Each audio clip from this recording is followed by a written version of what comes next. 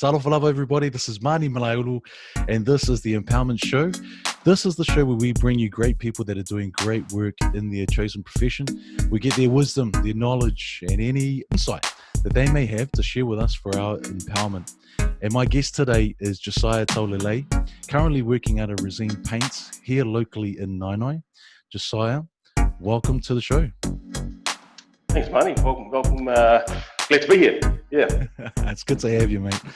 Hey, listen, I was wondering if you could just tell us a little bit about yourself, and also what do you do as your chosen profession there at Resine?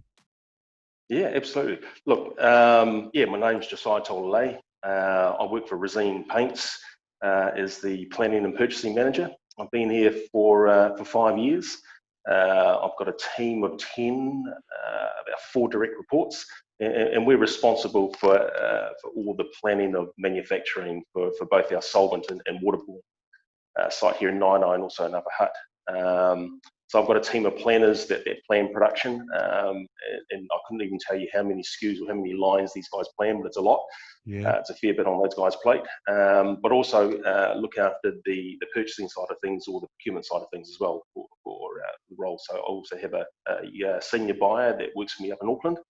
Cool. She does a lot of the daily grind in terms of the buying, and I do a lot of the supplier relationship stuff. So in terms of working with the suppliers and negotiating with the suppliers in terms of our pricing, and also looking for different opportunities and different products in different markets, either here in the ANZ region or out in Asia or in Europe. So fantastic job, but that certainly wasn't my job beforehand. I've only been in this role for 5 years. Prior to that, I had probably 25 plus years in the food industry. So my original profession, I was a chef. I trained as a chef.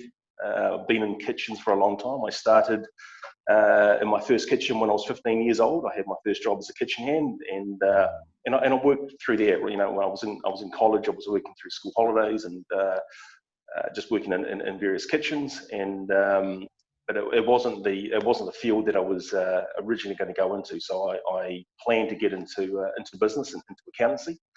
So that was my first area of study. So so when I left school, when I left school, that's when I got into. I was dabbling into the start of accountancy, but it got to a stage where I think when I started back then, this is going back a lot of years, I had to start paying back my student loan.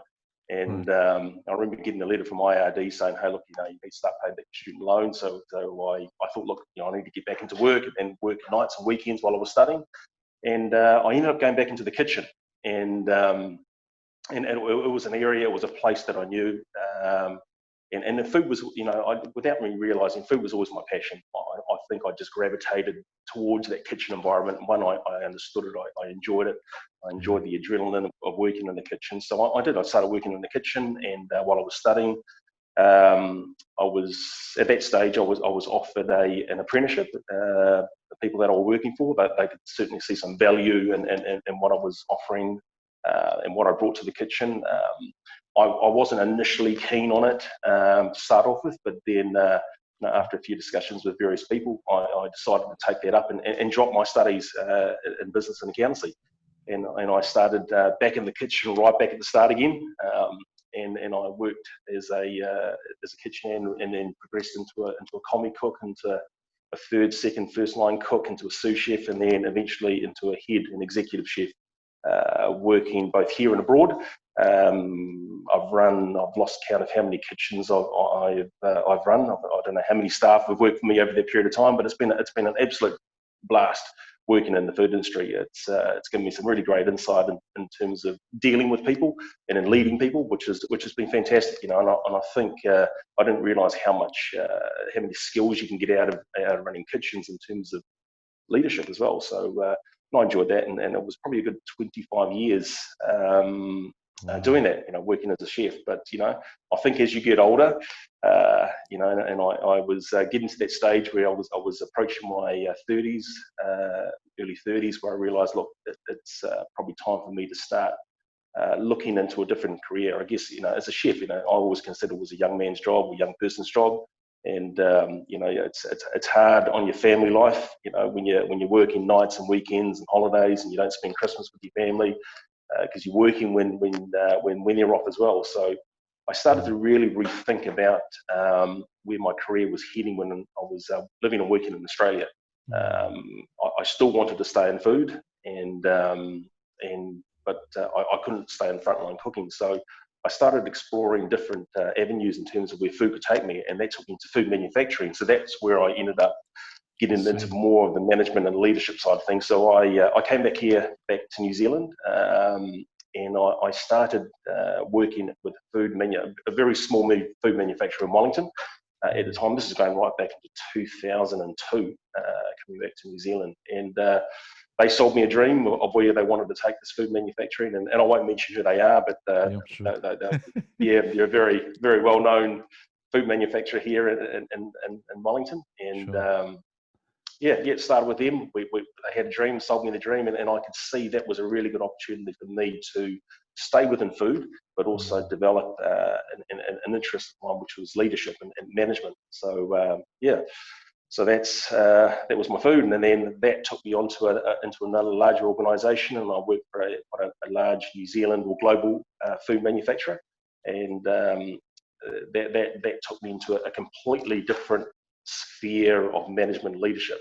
It taught me a whole range of different skills, skills that I probably hadn't picked up or learned over that period. And it was always about, learning. For me, it was always about progressing into the next stage and picking up different skills and working with different people, working with different systems. And it was always about learning. You always want to pick up new things and really continue to build on your career.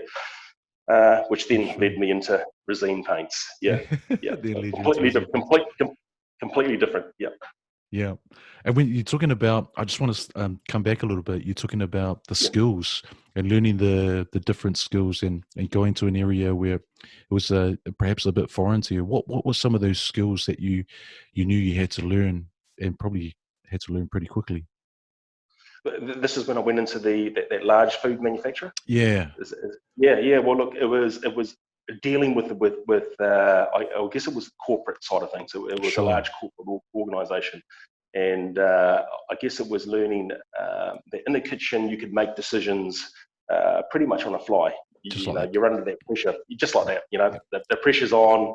You understand how the whole adrenaline works in the kitchen. You can make decisions. I guess when I ventured into more of a corporate environment, I understood that there was processes involved. That there was a hierarchy involved, that I had to go through a certain space. There was a number of different types of people that you were involved in dealing with. So and that was something that I wasn't used to. It was a very much a change in terms of how I operated in kitchens and the people that I dealt with.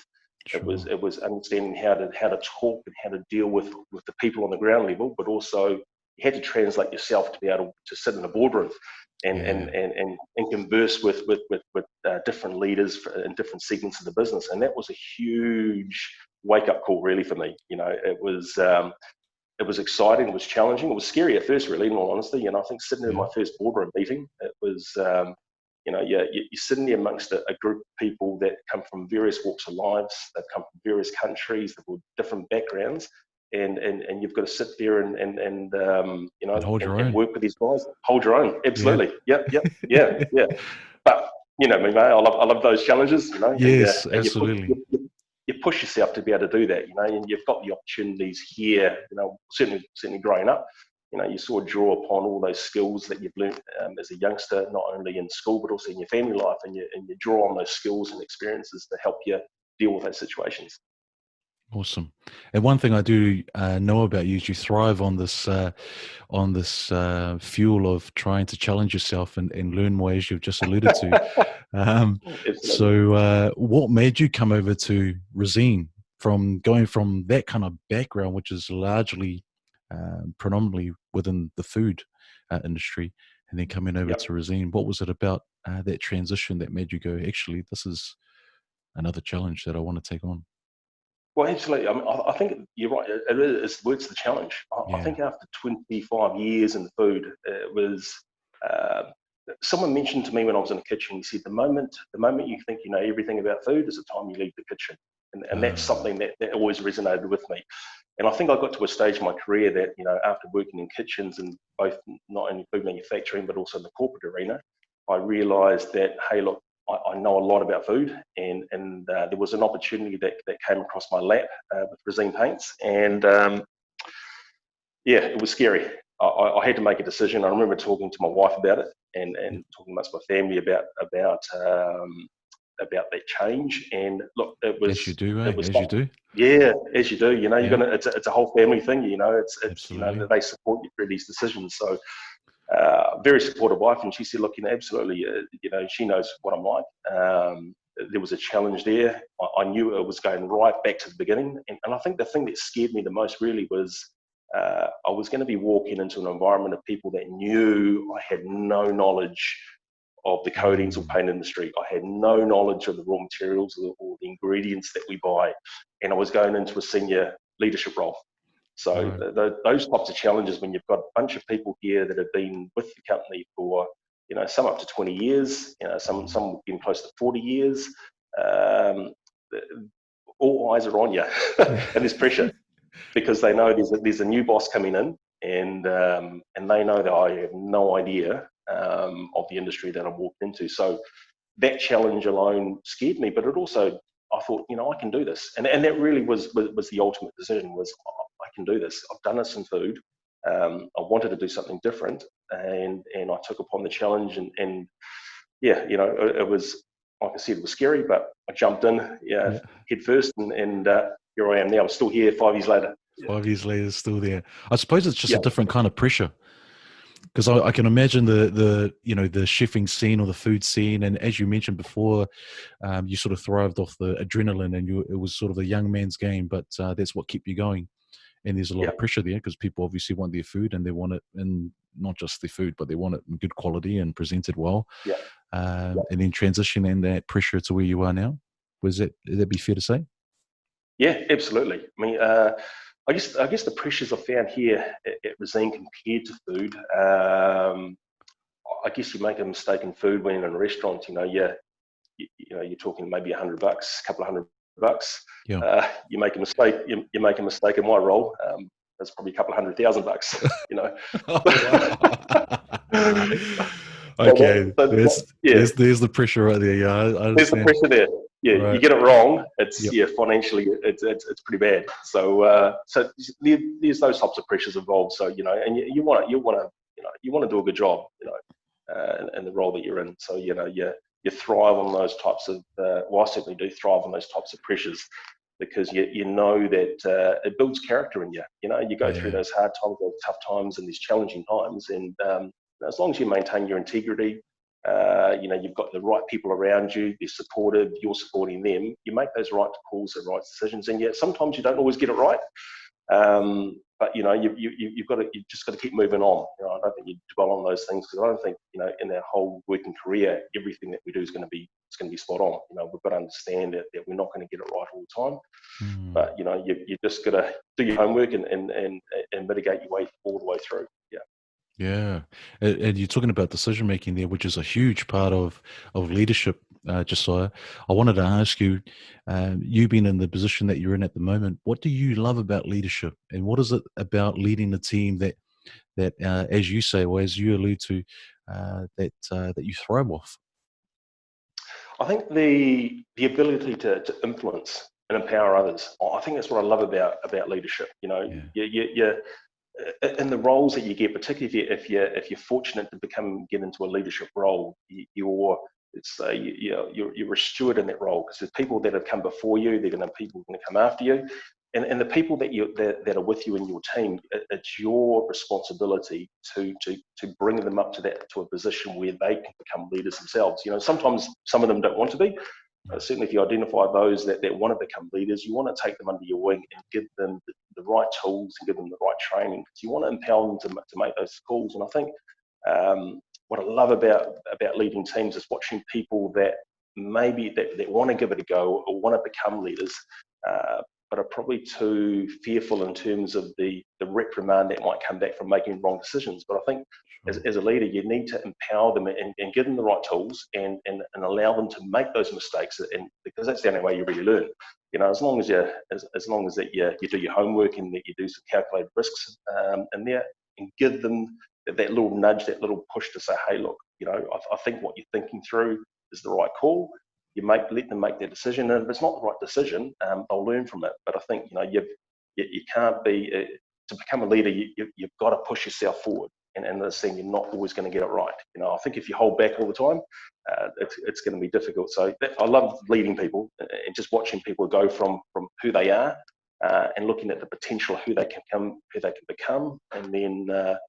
I guess the ultimate icing is to actually let them watch them jump into a leadership role, and then let them do your thing, and that's the kind of buzz you get from saying, hey, look, I was involved in influencing them and how they can become a good leader.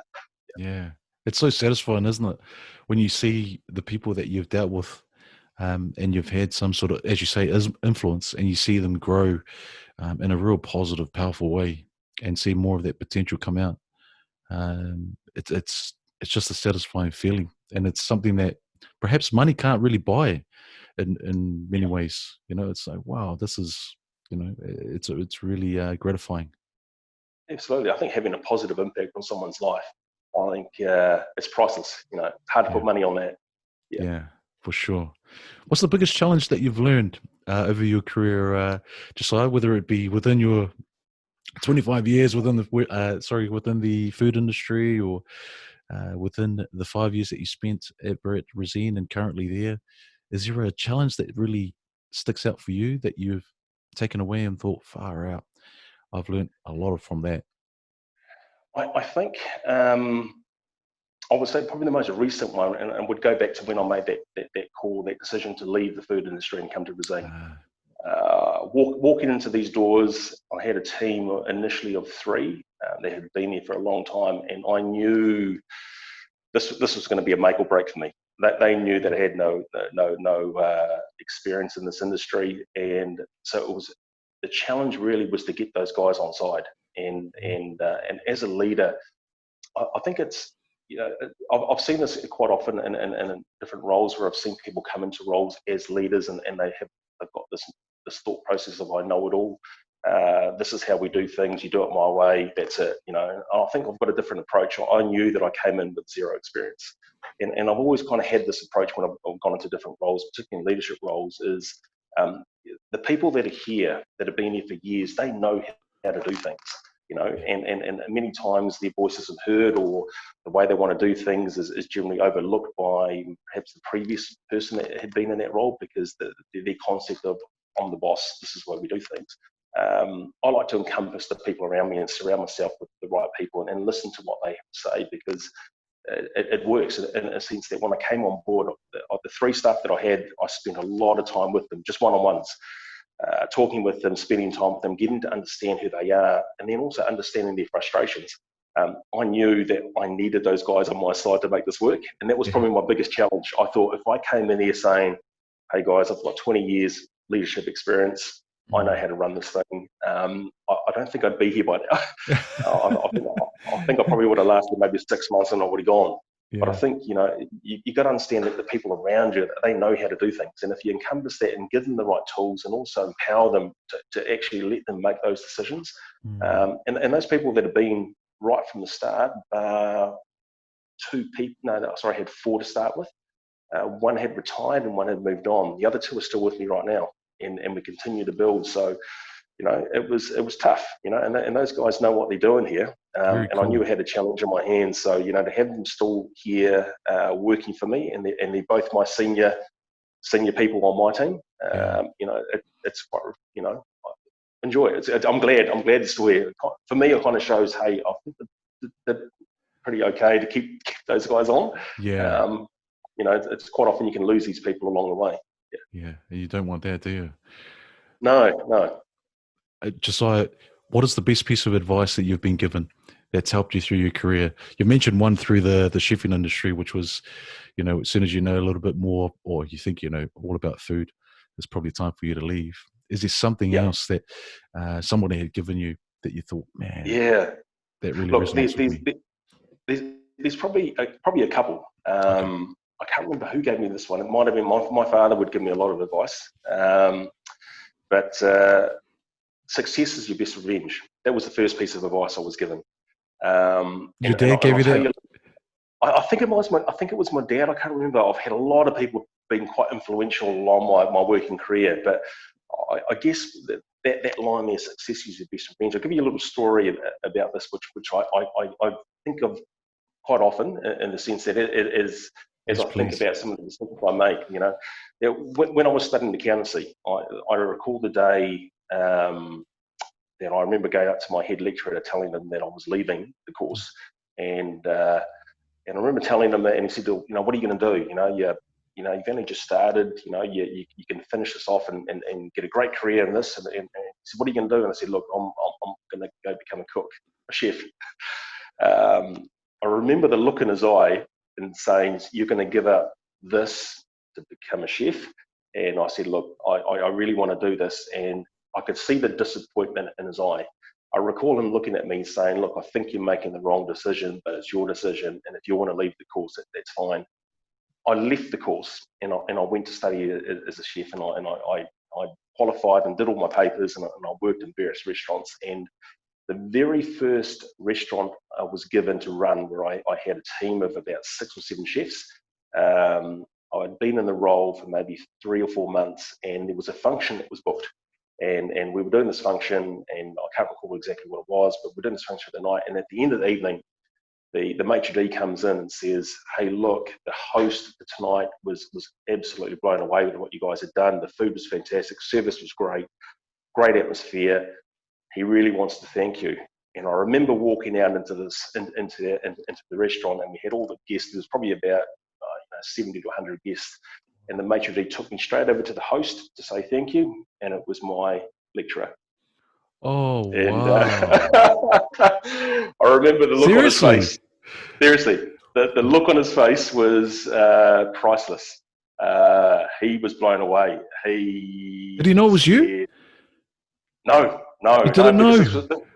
This was all booked through the restaurant. So the menus were all preset. So basically, he went on and coordinated with the maitre d' and the owner how he wanted it to function and so forth. And all I was doing was providing the different menu options. So you can imagine, the look on his face when I saw him, and I noticed him before he noticed me. So I just walked out and shook his head, and he looked at me with this wow, and he was blown away. He said, "Look, I was wrong. You've done well." Yeah. So that was good. For me, that was like that whole success is your best revenge. If you get knocked down, or things happen, you look to succeed in other areas, and rather than dwell on things that may have been or things that didn't go so well. I think you push yourself to become successful in what you choose to do. So that was the first one. Anyway, that's awesome. Yeah, the second one now. This one's from my dad. Yeah. My dad's a great guy. He's always cool. I spend a lot of time with Dad, and he's quite insightful. And I remember as a youngster, particularly when I was in the kitchen, it was like so the advice he gave me was, look, dress for the job that you want, not for the job that you have. I thought he was talking literally. At that stage, he bought me I said to him, I wanted to be a chef, and I'd been turning up to work in a radial t-shirt, and he took me out and bought me my first chef's outfit. And I said, Dad, I can't wear this. You're not allowed to. You've got to earn your right to be able to get those jackets. Yeah. And I remember going into the kitchen, and everyone looked at me with this whole, look at this idiot washing dishes with the chef's jacket on. The ridicule I got. But at the end of the day, the guys in the kitchen saw that I was committed, saw that I was ready, and they said, they looked at it differently. And the guy that was running the kitchen said, look at this kid, he's determined, he wants to be a chef, and took me on, and things grew from there. So I thought he was talking literally. It wasn't until I realised after talking to him later, he said, no. It's not a literal, that, he was speaking metaphorically, so in the sense of, whatever job that you have in your life, you're always looking ahead to the other one, the next job. You might be looking to maybe a leadership role, management role. Yes. And when he was talking about dressing, he said, no, that I'm talking about the way you talk, the way you walk, the way you act, the way you conduct yourself at work. that's what I'm talking about in terms of, dress for the job that you want, not for the one you have. So if you want to become a leader, you want to become a manager, you want to be doing this, regardless if you're in that position where you are now, you need to start acting as if you were in that role. You said people will notice, and you start practicing those traits that you see other leaders doing. And I've carried that all my life, and it doesn't matter where I go, whatever job I do, wherever I walk, I think about that comment about, I'm in this role, what's the next role I want to be in? And then I start looking at what those people are doing and go, right, I need to start acting like that. I need to start working like that. I need to conduct myself in that manner the same way, because when I get there, I'll be walking and talking how I should be when I'm in those roles. And I guess I've always held on to that top advice. So those are probably the two big ones that carried me right through my working career. Powerful. And how old were you when you got your jacket from your dad? I mean, you're quite a young guy. I think I was 19. Wow. I was 19, 1920, I think, at the time. Yeah. I was quite young. Admittedly, when I told my folks that I wanted to be a chef, like most island parents, their career choices is generally college, university.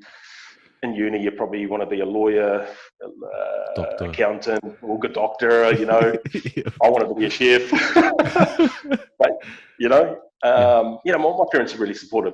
Initially they went, "Hey, look, this is his call, this is the decision." So they were really supportive. But it was one of those things that you understand that when you're growing up, as a parent, you got to allow your children and to make those decisions. Yeah. Fantastic. There's so much we can take away from that, Josiah. But I wanted to ask you here, is there any advice that you can give to someone that wants to pursue that next level of leadership in their career path? And as you say, looking towards what's the next role or the next position of responsibility, what can you give to them? I would say probably adopt a solution-based thinking mentality. I think that's probably my single most line that I would use or try to teach people is, when you're in roles, things are going to be tough. Things aren't going to go well. And when you look at leaders or managers, the people that come into those roles aren't necessarily, when you look at different businesses, they aren't necessarily skilled in that area, in the sense that you say, if you look at, let's say Air New Zealand, the head of Air New Zealand isn't necessarily a pilot, or the best air steward that worked his way up to that role. The person that runs Air New Zealand has got the skill base that he's learned over time running different businesses, and they use that skills to come into the business to run the business. So I guess as a leader, to adopt that process of a solutions-based thinking is when things go wrong, people look to the leaders. When so true. Product doesn't arrive, you look to the leader for direction. You look to the leader for to be inspired or to tell you what needs to happen. And if you start adopting that solution-based thinking as let's say a non-leader, and start thinking through that process, you start acting or working as if you were a leader. And you start to push yourself into thinking, here's a problem, rather than go to my boss and say, hey, here's a problem. Go to your boss and say, here's a problem, but this is what I think the solution should be. Give them those options. And I think the more that you do that, you push yourself into that area where your manager's sitting. So your manager will sit there and go, hey, like this, got a kid that's come here with a problem, but he's come with a solution. I think that's probably my single, my advice I would give people that want to get into those roles is transition yourself into more of a solutions-based thinker, as opposed to a person that just brings problems all the time. Resonate with it 100%. And the problems the problems occur on a daily basis. And just to echo that, problems are your opportunities. The bigger the problem, the bigger the opportunities. And it's an opportunity to actually find a solution if you can do that. And if you can, and use your creativity to do that, it's just so much. It just does so much for you, and also for the way you apply yourself and your own mindset, I suppose. Yeah, correct. Absolutely. Josiah, what does empowerment mean to you? Empowerment means to me would be, I guess, empowering or enabling your staff to make decisions or allow them to make mistakes so they can become a better leader. So I guess in terms of the word empowerment, if I've got a group of staff that are working with me, I'd like to give them the opportunity to make those decisions themselves. Sometimes I look at some of those decisions and I go, not quite right, but sometimes I'll just let them do it if there's a calculated risk in there. Sure. Because you want these guys, you want to empower your staff to have the confidence to go out there and make those decisions. I think that if you don't empower them or you don't give them those tools or the ability to make those calls, then they never will. So I guess it's having the confidence to know that you can just allow your staff to take responsibility and be accountable for those decisions, but give them those opportunities to make those calls themselves. Yeah. Very cool. Josiah, thank you so much for doing this. We're about to wrap this up, but I wanted to throw it out to you. Do you have any last words? Oh, last words. I guess my only last words would be, success is your best revenge. Yeah. Dress for the job that you want, not for the one that you have. Keep those two in mind. You go a long way. Thank you so much also. I really, really appreciate this. Whakataitele lava to you and all the work that you do there in your role and sharing your experience with us today. No doubt there's going to be some people out there that will resonate with us and take it and hopefully put that into some action in their own leadership journey.